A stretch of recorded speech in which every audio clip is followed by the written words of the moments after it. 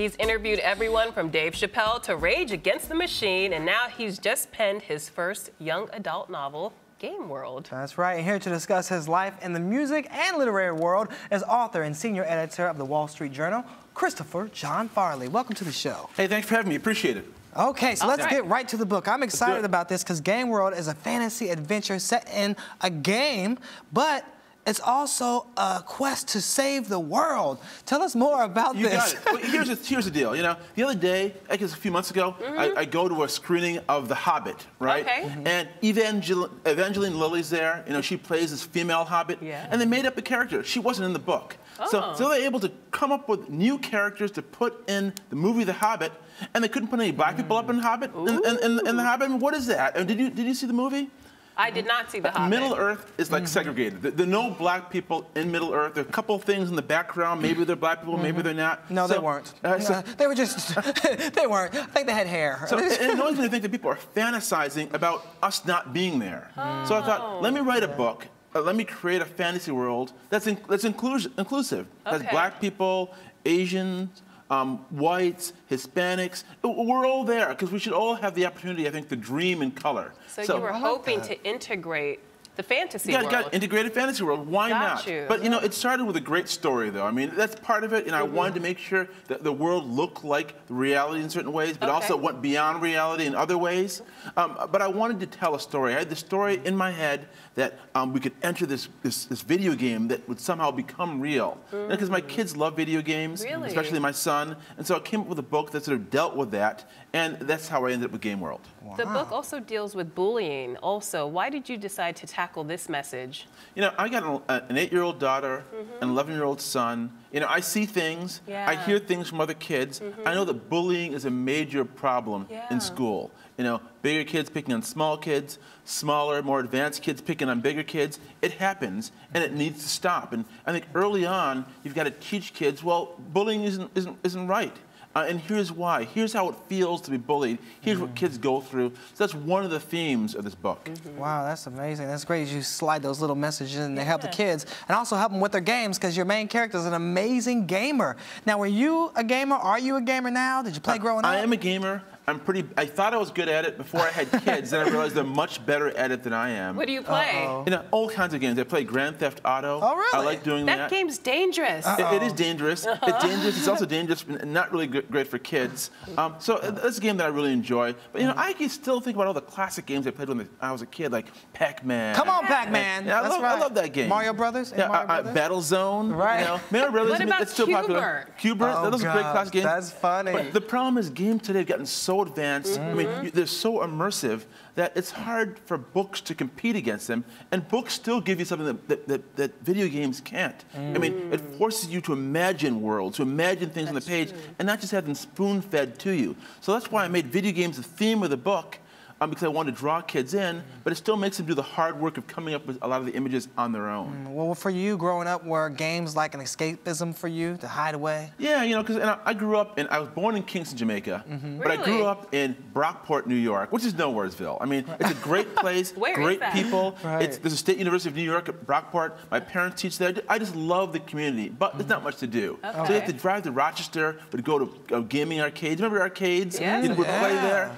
and you know, we'd go up with my friends, play video games, and that was our escape. Okay. Okay, so you are from Jamaica. That's I'm from Jamaica. I was born in Kingston, Jamaica. I don't have an accent, so whenever I say I'm from Jamaica, people laugh at me. But I was born there. Do you speak patois? I cannot. I can't even think it. It's terrible. If I do it, it's not funny. It's terrible. You kick me off the show. I can't even think it. Yes. Well, how much of that rich heritage was actually incorporated into this book? A lot, because you know, when I was a kid, I used to go there and visit my grandparents, and they'd tell stories about duppies and pirates and things like that. And those stories stuck with me, and I integrated some of those stories into the book. Wow. Really? Yeah. Favorite Jamaican food? My favorite Jamaican food is patties. I love patties. I know it's kind of like the hamburger of Jamaica, but I love patties. Whenever I'm there, I'll go to Juicy Beef. I'll go to all the places I really like in Jamaica that serve patties. And to me, that's food heaven. Yeah, nothing like a good patty. Nothing like a patty. I'm an oxtail girl. You're an oxtail? Okay. Yes. Bring me an oxtail and I'm People good like to go. That too. There's all sorts of good food there. I mean, Aki and saltfish, people love that too. You know, it's whatever. There's all sorts of good stuff there. Okay, you're making me hungry. We gotta move on. Making me hungry. I want that right now. Okay, so we know that your Jamaican heritage is in the book, but what about the characters? Are those real people that you know, and how much do you identify with the characters? Well, the characters aren't real. They have some names of some kids that I know, but they're not real. I was going to change some of the names, but all the kids who I named them after were like, don't change the name, keep the same name. That's nice. So, but you know, the kids involved are, there's a lead character, Dylan, and he is an interesting character who... Is he based on you? He's not based on anyone. Okay. He's a fantasy character. It's a fantasy book. It's not real. Book. You won't pin me down. You won't pin me down. It's not real. Okay. He's the best gamer at his school. He may be the best gamer in the world, and he enters this contest because he wants to raise money for his family, which is facing eviction, and to see whether he can win money. And it turns out that this game contest he ends up, the game is real, and it sucks him into this fantasy world. What do your kids think of the book? You know, my son read it, and he gave me some tips. Really? My daughter read it, too. She gave me some things I should change.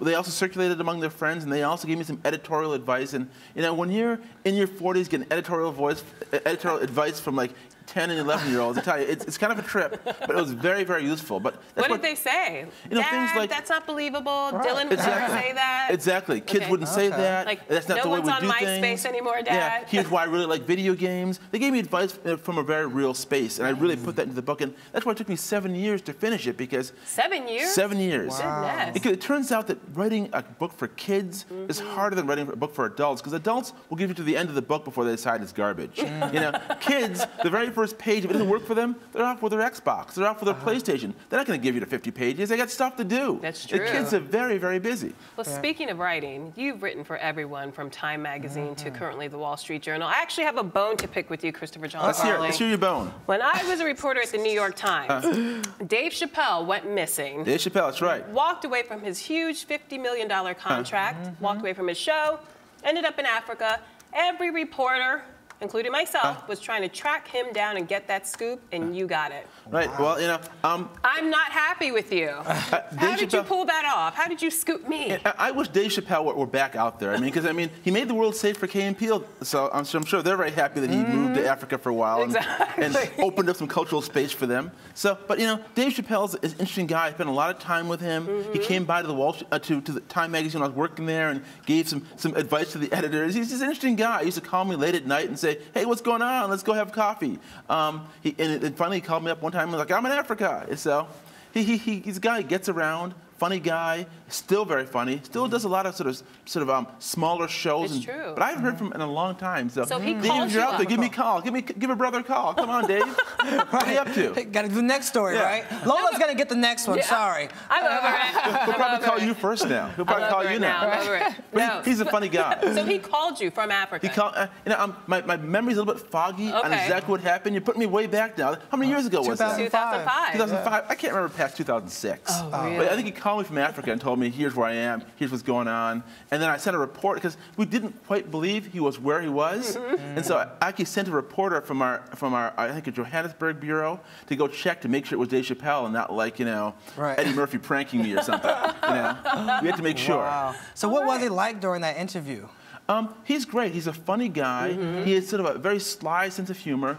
But he's very serious. He feels things very intensely and very passionately, and that's why I think that he had so much trouble dealing with the comedy establishment. And ended up sort of breaking away from it. He couldn't handle all success. He couldn't handle all the things he was doing, and so he had to break away from it. I mean, if you've talked to comedians, comedians have a lot of problems. They sure do. They have a lot Some of the funniest people have really deep issues. Yeah, they suffer from depression, a lot of them. I talked to rock stars. I talked to everyone from like Bob Dylan to Bruce Springsteen to Aretha Franklin. I think that comedians are crazier than rock stars. Really? Put that out there. Because they all have problems. I think that to be that funny, you have to see the world through a funny lens, and after a while it affects you. Because I think you yourself don't want to be made fun of. Right. You see all the humor around you, you see all the irony around you, and it drives you a little bit crazy. A lot of them comedians, nuts. Don't let your kids become comedians. All right. Okay. Unless they're funny. You mentioned Bruce Springsteen, Bob Dylan. Who's been your favorite interview and your least favorite? I get asked this question all the time, so I'm happy to ask it of you. Well, it changes all the time. Okay. I have to say one of my favorite interviews lately was when Adele came into the Wall Street Journal and performed. Wow. This is before she really broke worldwide. People knew who she was. They knew that she was great. But when she sat down in this small room for us and just sang, I'm like, this is where it's at. This is fantastic. I can't believe I'm here enjoying this great music from Adele. You know, John Legend did the same thing. He was also great. Just to hear him in a small room with a piano, I mean, that's pretty much all you need right there. Woo. All right, that's good jamming there. I know. So as a writer, what do you think of the current state of media and magazine? Is the print as we know it dead? Is it doomed? Well, I think we're in a great period right now. I mean, obviously, the economy is just coming back. Journalism, as we know it, is changing. Right. But it gives an opportunity for all these young journalists and journalists who are established to do something new, to create new spaces and do new things like you're doing right here.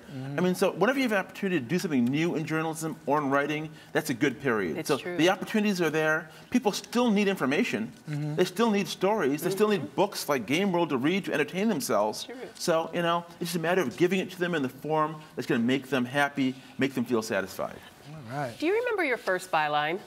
My first byline, you know, I remember one of my earliest bylines. I was working as an intern at the Chicago Tribune. Gene Siskel, remember Gene Siskel, the movie critic? Right. Siskel and Ebert, Siskel and yes. Ebert.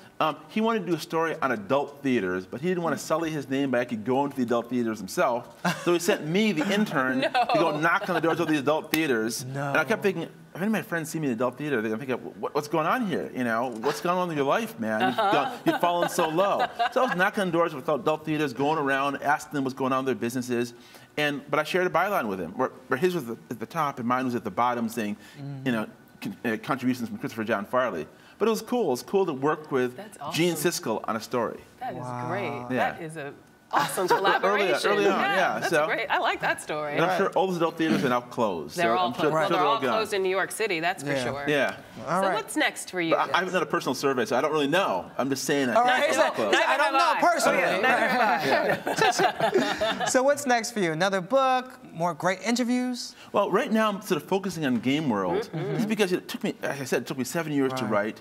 And I'm such a fan of fantasy. And also because, you know, all the fantasy worlds I really love, they're decades old. I mean, you think of like Oz and Neverland and Wonderland and even Westeros from Game of Thrones. I mean, he started that book decades ago. I mean, that whole series. And so I thought it was time to sort of come up with a new world for a new century for new readers. So that's what I'm sort of focusing on, building out that world and really getting kids involved in it. Well, I'm glad you've created a fantasy world that includes us. We're there. Go for a visit, yeah. Okay, our beef is settled. All right, there you go. All right, settle that beef. Christopher John Farley. So we don't have to have like a big fight like George Zimmerman and DMX? We're good. We can do that if you want. Okay, maybe a race or something? Christopher, thanks so much for coming in. I'll let you guys work that out. And make sure you check out make sure you get his book, Game World. It's available wherever books are sold.